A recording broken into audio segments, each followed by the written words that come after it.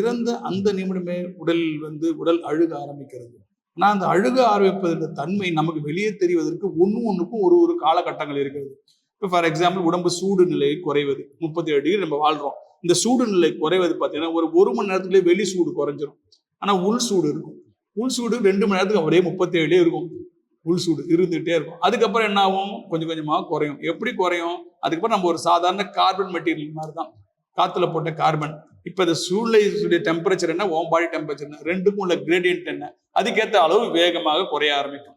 ஒரு 18 மணி நேரத்துல அந்த உடம்பு சூடு அட்மாஸ்பியர் டெம்பரேச்சரோட சூடோட ஒத்து போயிடும்.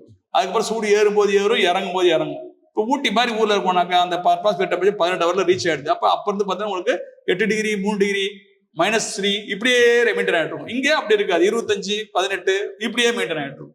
ஸோ இது ஒரு சேஞ்ச். இது மாதிரி ஒரு சேஞ்சா நடந்துகிட்டே இருக்கும். ஸோ ரத்த குழாய்கள் ரத்தம் தேங்க ஆரம்பிக்குது.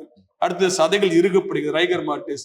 ஸோ இதெல்லாம் ஒரு கேட்டகரைஸ் பண்ணணும். Changes, early changes, late changes பிரிக்கிறோம். இந்த ஏர்லி சேஞ்சஸ் எல்லாமே 36 மணி நேரத்து வரைக்கும் முடிஞ்சிடும். இந்த 36 மணி நேரத்துக்குள்ள பெருசா உடம்பு அழுகாது, பெரிய மாற்றங்கள் வெளியே தெரியாது, நாற்றங்கள் அடிக்காது.